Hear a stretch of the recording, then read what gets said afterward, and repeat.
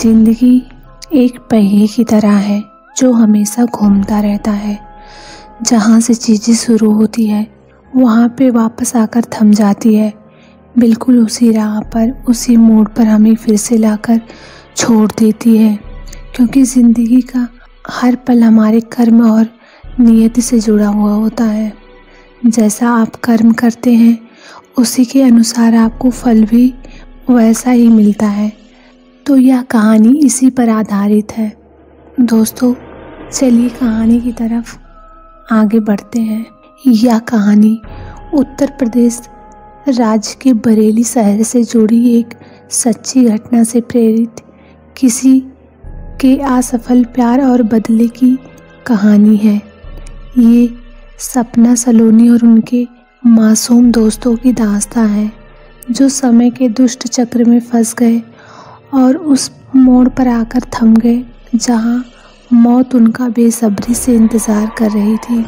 बरेली में विजय साहब एक बहुत अमीर और आलीशान हवेली के मालिक थे। विजय साहब को अपने से 10 साल छोटी उम्र की एक लड़की से प्यार हो जाता है, लेकिन वो लड़की विजय साहब से प्यार नहीं करती थी। वो लड़की विजय साहब को अपने प्यार के माया जाल में फंसा कर उनकी जायदाद को छीन लेना चाहती थी।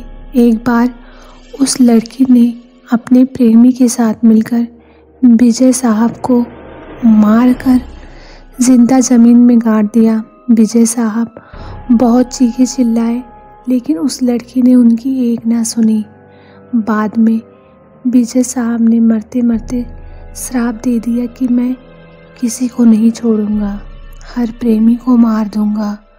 जिस तरह मेरे साथ धोखा हुआ है, मैं हर प्रेमी को मिटा दूंगा, मैं सबको मिट्टी में मिला दूंगा। ये कहते हुए राणा साहब की मौत हो गई। उस दिन के बाद वो जगह और वो हवेली श्रापित हो चुकी थी। वहाँ जो भी जाता था वो कभी वापस नहीं आ पाता था। आज भी राणा साहब की प्रेत आत्मा वहीं पर घूमती रहती है। कुछ दिनों के बाद उस हवेली पर एक प्रेमी कपल घूमने के लिए आए, जिनका नाम था सपना और रजत।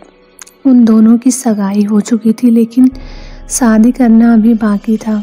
सपना अपने घर में किसी को कुछ बताए बिना रजत के साथ घूमने आई थी। सपना और रजत मजाक मस्ती में उस जगह पहुंच गए जहां पे विजय साहब को जिंदा दफनाया गया था। अचानक रजत उसी जगह पे गिर जाता है जहां विजय साहब की लाश दफन थी। रजत उठने की कोशिश करता है, लेकिन उठ नहीं पाता है और उसका पैर अपने आप जमीन के नीचे घुसने लगता है। यह देखकर सपना बहुत डर जाती है और मदद के लिए चीखने चिल्लाने लगती है, लेकिन कोई भी उसकी आवाज़ नहीं सुन पाता है। जब तक सपना मदद के लिए हवेली के अंदर गई, तब तक धीरे धीरे रजत का पूरा शरीर जमीन के अंदर दफन हो चुका था।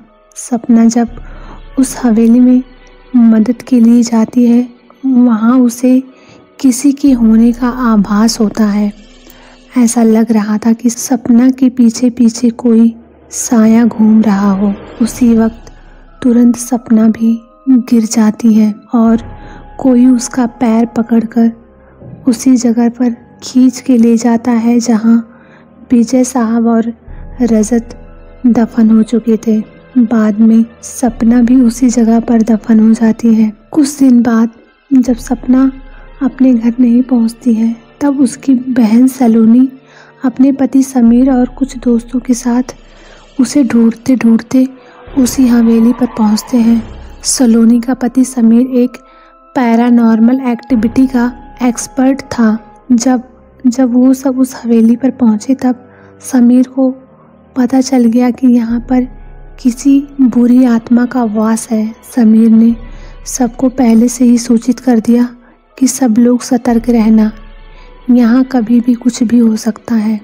उस रात को उन सभी के साथ कुछ अजीबो-गरीबो घटनाएं होने लगती हैं, जैसे कि नल से पानी टपकना, अपने बेडरूम मिट्टी का आ जाना, रूम की खिड़की और दरवाजे अपने आप हिलने लगना, किसी के रोने और चिल्लाने की आवाज़ आना, यह सब देखकर वो सब डर जाते हैं और उनमें से एक भागने की कोशिश करता है, लेकिन विजय साहब की प्रेत आत्मा उसे भी वहीं जिंदा दफन कर देता है। दूसरे दिन जब उन लोगों को पता चलता है कि उनका एक साथी गायब है, तब वे लोग भी डर जाते हैं।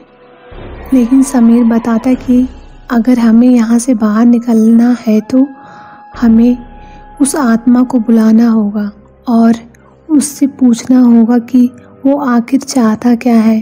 डर के मारे सभी लोगों ने समीर की बात मान ली और आत्मा को बुलाने के लिए तैयार हो गए। समीर ने एक रूम में सभी तैयारियां कर ली और बताया कि जब तक हम आत्मा से पूरी जानकारी नहीं जान लेते तब तक कोई इस रूम से बाहर नहीं जाएगा और कुछ भी हो जाए कोई किसी का हाथ नहीं छोड़ेगा।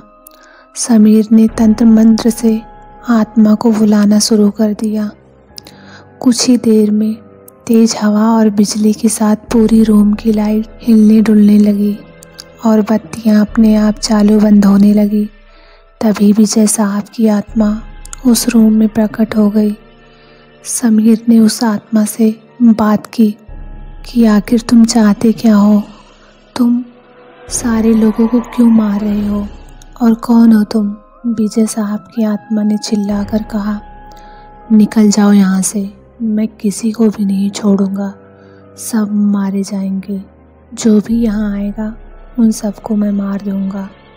इतना कहकर वो आत्मा चली गई। समीर ने बाद में सपना की आत्मा को बुलाया और पूछा आखिर उसके साथ क्या हुआ उस रात। सपना की आत्मा ने उन सभी को सारी हकीकत बता दी और बोली, मुझे विजय साहब ने ज़मीन के नीचे दफना दिया है, प्लीज़ मुझे यहाँ से निकालो। सलोनी ने अपनी बहन सपना से पूछा, विजय साहब की आत्मा को कैसे मारा जाए, कोई उपाय है उन्हें मारने का। सपना ने बताया कि जहाँ राणा साहब ने हम सबको दफनाया है वहीं पास में माता जी का एक त्रिशूल है, उस त्रिशूल से विजय साहब की आत्मा को मारा जा सकता है और इस महल को उनकी चंगुल से बचाया जा सकता है। इतना कहकर सपना की आत्मा वहाँ से चली गई। समीर, सलोनी और उसके बाकी दोस्त लोग तुरंत उस जगह पे गए जहाँ विजय साहब को दफनाया गया था। विजय साहब की आत्मा ने उन सभी को त्रिशूल के पास जाने के लिए रोका और उनके ऊपर पत्थर बरसाने लगा, लेकिन सलोनी किसी भी तरह उस त्रिशूल के पास पहुंच गई और उसी त्रिशूल से विजय साहब पे वार कर दिया। कुछ ही देर में विजय साहब और उनके साथ वो सभी आत्माओं को मुक्ति मिल गई जिसे विजय साहब ने हवेली में दफनाया था। इसके बाद सभी लोग खुशी खुशी अपने घर आते हैं और एंजॉय करते हैं। तो दोस्तों, आपको यह कहानी कैसी लगी प्लीज़ हमें कमेंट बॉक्स में अपना राय ज़रूर दीजिएगा और इसी तरह की डरावनी कहानियाँ सुनने के लिए हमारे चैनल को सब्सक्राइब ज़रूर करें। धन्यवाद।